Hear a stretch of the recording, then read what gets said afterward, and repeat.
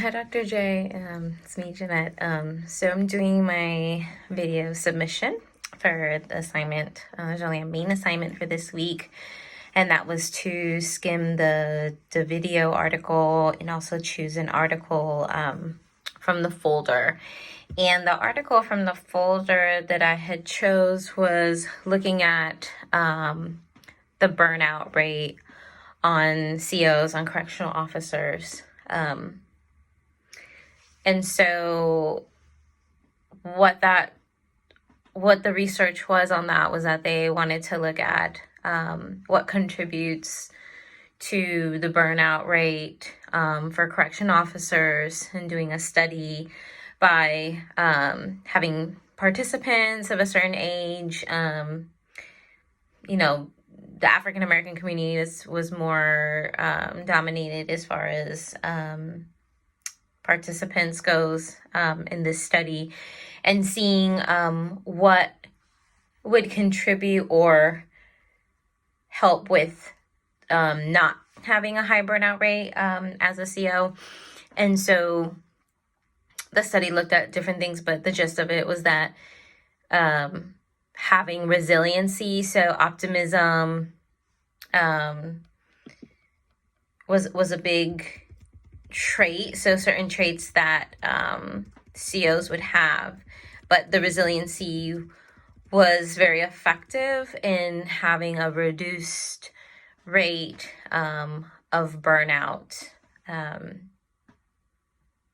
chose this article because I worked in juvenile probation, and we had deputy sheriffs who worked as COs that hadn't transferred over, and certainly working in the court for juvenile was a lot more easier than being in detention facilities. And I remember having conversations with the sheriffs there, and they were saying how this was a lot more easier, less tension. And I remember having conversations because they were like, hey, why don't you become like a sheriff or something? It's a fun job. It's cool. Just at the beginning, it's kind of difficult because when you first start off, you're placed in the jails.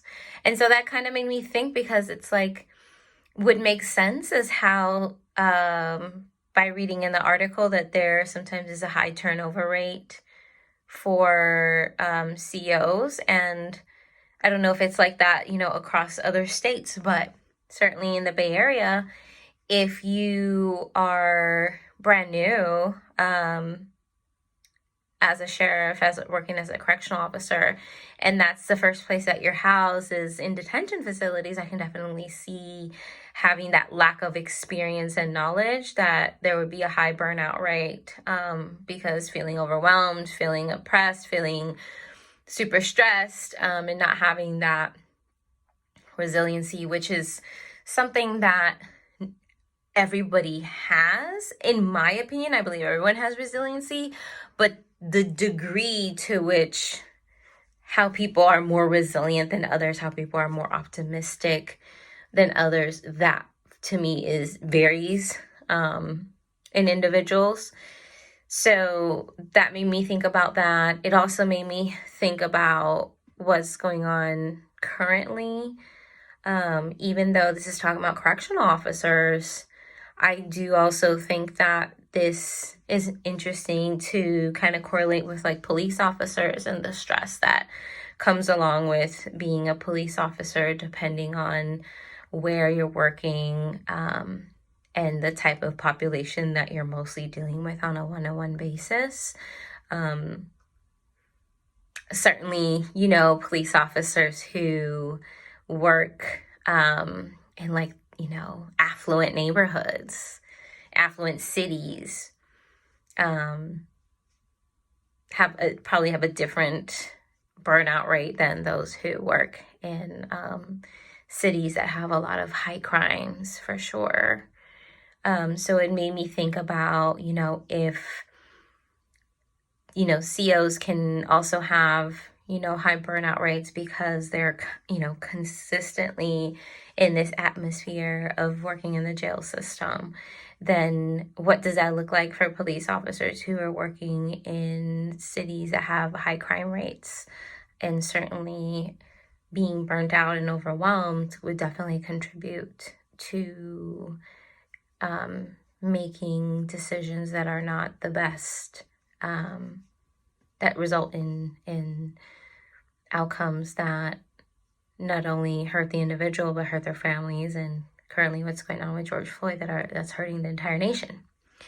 And looking at the video article and talking about the implicit and explicit on perceptions of prejudice and what that looks like, this made me think about, and the outcome that was on there that talked about, there being a significant rate of there being prejudice from whites against Black, which is expected, unfortunately, for me.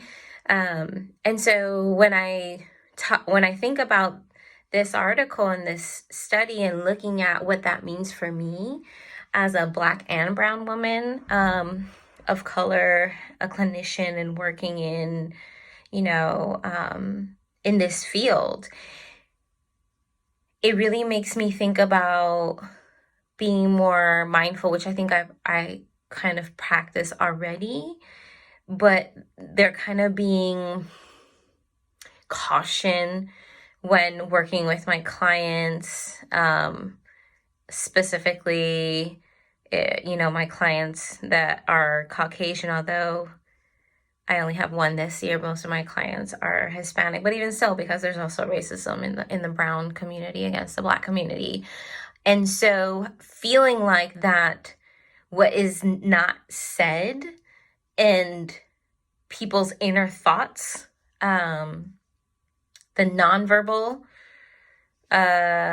feelings of how someone perceives me when I walk in and they see my face and they believe that I'm just an African American woman, and what their biases are for me are, in regards to me, and what my ability and capability is to be able to do the work as a psychologist. And so that's the reason why I wanted to correlate this article with the work that I'm doing, because there's not a lot of clinicians of color, and depending on where I want to work, certainly if I worked mostly like in community mental health, then I'd probably encounter less of, Caucasian people, depending where I'm at, right? But if I wanted to work like in a hospital setting, and stuff, then I would definitely encounter more. And so I think that would be something that would always be in the back of my mind. Like, does my patient feel some type of way because I am, a person of color? Do they think that I'm not as capable of helping them as they would with someone who is just like them?